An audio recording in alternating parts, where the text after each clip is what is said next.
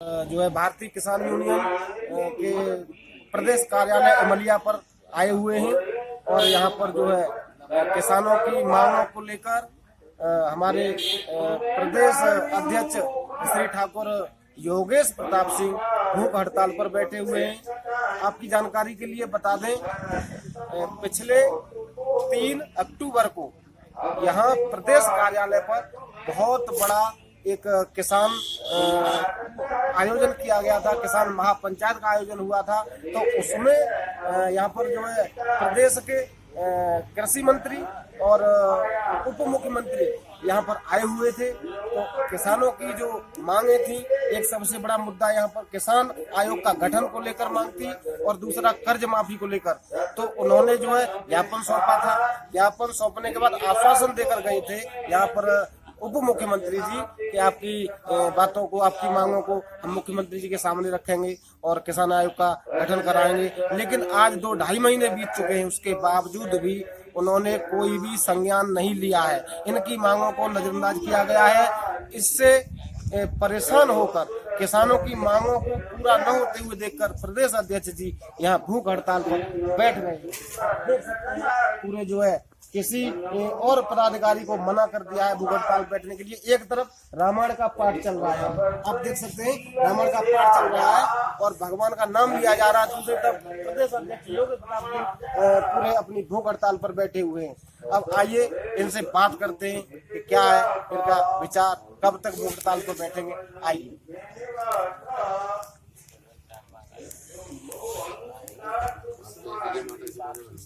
प्रदेश अध्यक्ष जी, यहाँ पर अमलिया कार्यालय पर आप भूख हड़ताल पर बैठे हुए हैं।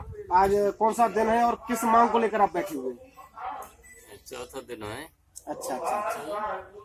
तो आपकी क्या मांग है, किस विशेष मांग को लेकर आप भूख हड़ताल पर बैठे हुए हैं?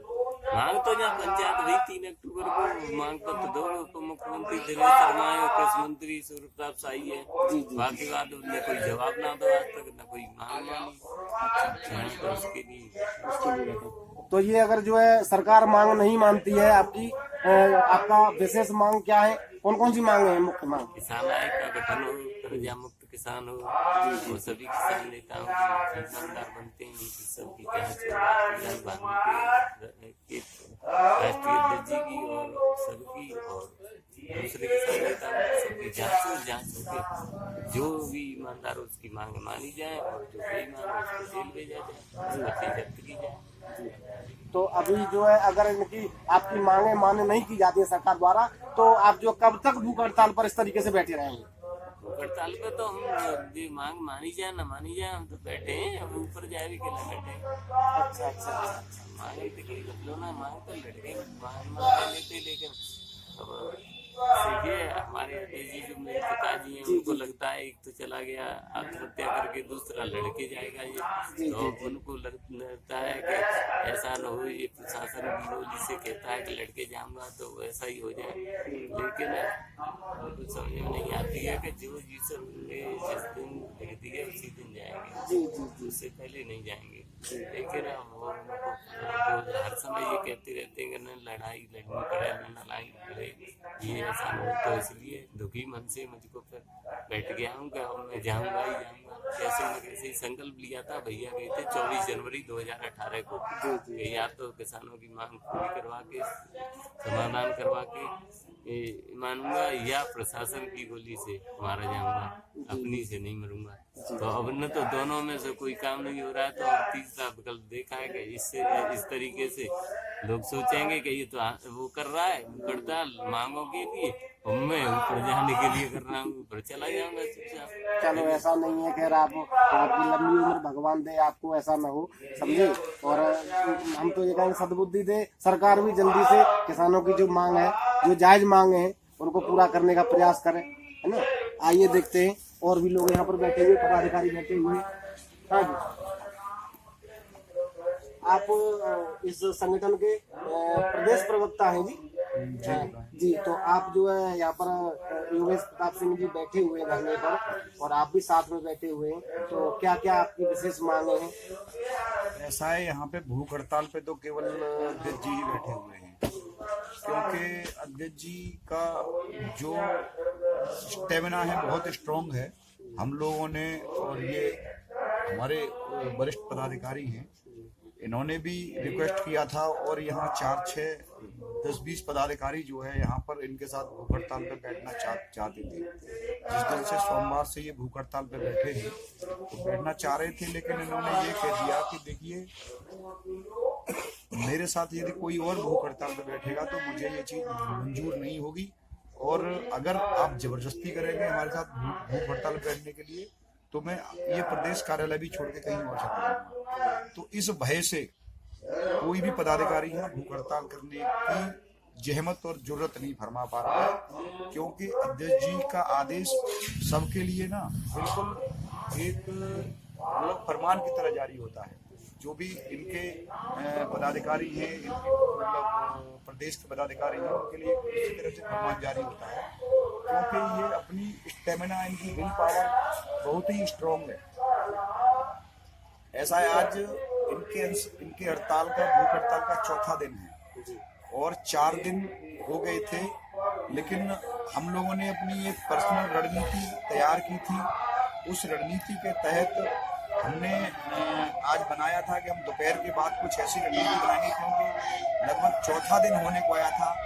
कहीं भी किसी की भी कोई भी यहाँ पे कोई डॉक्टरों की टीम भी नहीं आई थी, प्रशासन की टीम भी नहीं आई थी, तो लिहाजा उसके अनुरूप हम लोगों ने ये फैसला कर लिया था कि हम जल्द ही कोई इस तरह का निर्णय लें, जिससे कि मतलब ये है कि सरकार की आंखें खुले, सरकार के कानों तक हमारी आवाज जाए, प्रशासन के कानों तक हमारी आवाज जाए। लेकिन मतलब उससे पहले ही हम कोई और एक्शन लेते, उससे पहले ही आज यहाँ पे डॉक्टरों की एक पूरी 6 सदस्यीय टीम यहाँ पे आई थी।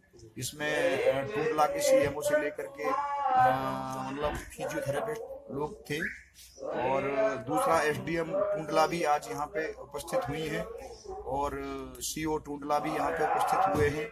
उन्होंने हमसे ये कहा है कि स्थानीय स्तर की जो भी प्रॉब्लम है, जो भी समस्याएं हैं, उन समस्याओं को हमें आप अवगत कराइए, लेकिन हमारी समस्या स्थानीय समस्या नहीं है। हमारी जो समस्या है वो पूरे देश के किसानों की समस्या है, क्योंकि पिछले एक लंबे समय से तथाकथित किसान जो है तमाम बॉर्डरों पे बैठ करके उन्होंने जो है आंदोलन जारी रखे। उसके बाद सरकार ने उस मतलब जो भी कृषि कानून थे उन्हें वापस ले लिया, है ना। लेकिन उनके अलावा जो संयुक्त मोर्चा था, संयुक्त मोर्चे में उसी के एमएसपी की जो कमेटी बनी थी उसको इम्प्रूव करने वाली, उसको जो है वैलिड करने वाली, उसमें संयुक्त मोर्चे किसानों को उन्होंने, नेताओं को उन्होंने रखा। हमारे अध्यक्ष जी का, प्रदेश अध्यक्ष जी का ये कहना था कि अगर इसी तरह से जब से देश आजाद हुआ है तब से लेकर आज तक किसानों के साथ ठगी होती चली आई है, क्योंकि हर बार किसानों ने और किसान नेताओं ने, जो भी किसान नेता थे उन किसान नेताओं ने हर आंदोलन को बेच करके पैसे की कमाई की, उन्होंने अपने घर भरे। तो अगर इसी तरह से चलता रहेगा, पूरे किसानों के साथ इसी तरह से धोखाधड़ी होती रहेगी तो किस तरह से काम चलेगा। लिहाजा उसके लिए उन्होंने अपना एक प्रमुख मांग रखी थी, और 3 अक्टूबर 2021 को यहाँ माननीय कृषि मंत्री सूर्य प्रताप शाही जी और उप मुख्यमंत्री उत्तर प्रदेश सरकार दिनेश शर्मा जी आए थे।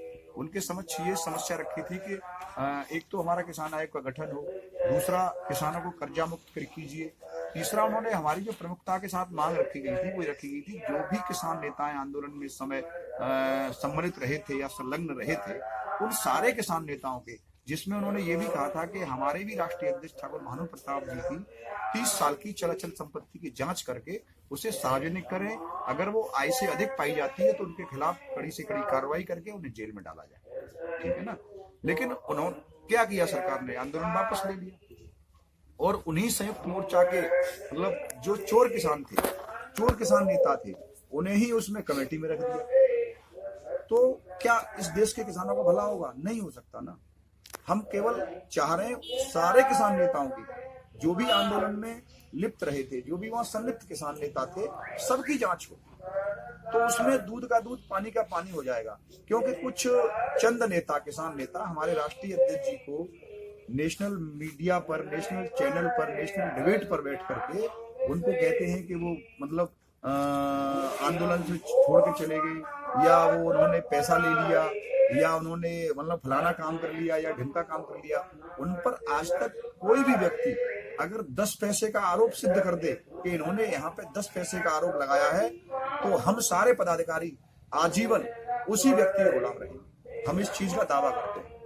तो अजय जी बैठे हैं, देखो क्या होता है। इधर अखंड रामायण का पाठ चल रहा है। ईश्वर से भी निवेदन कर रहे हैं कि सरकार को सद्बुद्धि दे और हमारे माननीय प्रदेश अध्यक्ष जी को शक्ति प्रदान करे। इस भूख हड़ताल में उन्हें मतलब शक्ति प्रदान होती रहे। इसी के साथ हम लोग बैठे हैं। सरकार हमारी मानेगी या न मानेगी ये आने वाला वक्त तय करेगा, लेकिन हर आंदोलन एक नई राह, एक नई दिशा दिखा के जाता है। तो हो सकता है हम किसानों को, देश के किसानों को एक नई राह दिखा सकें, एक नया रास्ता दिखा सकें। इससे जो है अभी जो है आगामी विधानसभा चुनाव आने वाले 2022 के, और जो है अगर ये किसानों की मांग नहीं मानेंगे, जैसे कि आपके सब जानकारी में होगा कि इन्होंने किसान जो वो बनाए थे, नियम बनाए थे, वो सब जो कानून वापस ले लिए हैं। और इस कानून को अब बनाने में या इस चीज को बनाने में बहुत लेट लतीफी की जा रही है। माननीय उप मुख्यमंत्री जी भी आए, उनके संज्ञान में मामला था, उसके बाद भी इतनी ये लेट लतीफी की जा रही है। तो क्या 2022 के चुनाव में भाजपा को किस तरीके से कोई घाटा हो सकता है? क्या आप इस पर क्या कहना चाहेंगे? देखिए, प्रदेश में इस समय भाजपा की सरकार है, केंद्र में इस समय भाजपा की सरकार है। अगर वो चाहते, अगर उन्होंने कानून वापस लिए थे, तो उसी तरह से एक किसान आयोग का गठन भी कर सकते थे। आज देश की 70% आबादी आज भी खेती और किसानी पर डिपेंड है। इस 70% आबादी का, 70% जनसंख्या का कोई भी आयोग नहीं है। अगर 2-2, 4-4% लोग हैं इस समय, उनका आयोग है। क्या गलत मांग रहे हैं? कोई किसी सरकार से घर तो नहीं मांग रहे, सरकार से कुछ और तो नहीं मांग रहे। एक आयोग, एक कमीशन बनाने के लिए मांग रहे हैं। एक कमीशन बन जाए और उसी आयोग में ईमानदार किसान नेता रखे जाएं, उनकी जांच करके, उनकी 30-30, 50-50 साल की संपत्ति की जांच करके अगर वो ईमानदार हैं, तभी उनको आयोग में शामिल किया जाए। यही तो मांग है, और तो कुछ नहीं मांग रहे। हम ये थोड़े कह रहे हैं कि मतलब आप जो है हमें इसमें, हमारे नेताजी को आप इसमें आयोग में शामिल करिए। अगर वो ईमानदार है तो आप इसमें रखना, अगर नहीं ईमानदार है तो बिल्कुल मत रखना, लेकिन किसान आयोग को गठन तो करो। दूसरा रहा चुनाव का बात, चुनाव का मुद्दा। देखिए, ये तो सब किसान जानते हैं, सब समझते हैं। कोई किसान बेवकूफ नहीं है, कोई मूर्ख नहीं है। ये तो इनके चुनावी जुमले हैं। क्या होगा क्या नहीं होगा, अभी आने वाला भविष्य तय करेगा। ये सब भविष्य के गर्त में छिपा हुआ है कि कहाँ पे क्या होगा, नुकसान होगा या फायदा होगा, इसको हम अभी नहीं कह सकते। अगर वो किसानों के हितैषी हैं, कल कोई किसानों के हित में वो अध्यादेश, कोई मतलब नया शासनादेश जारी करते हैं, तो उन्हें निश्चित तौर पर फायदा होगा। अगर वो नहीं करते हैं तो निश्चित तौर पर घाटा होगा।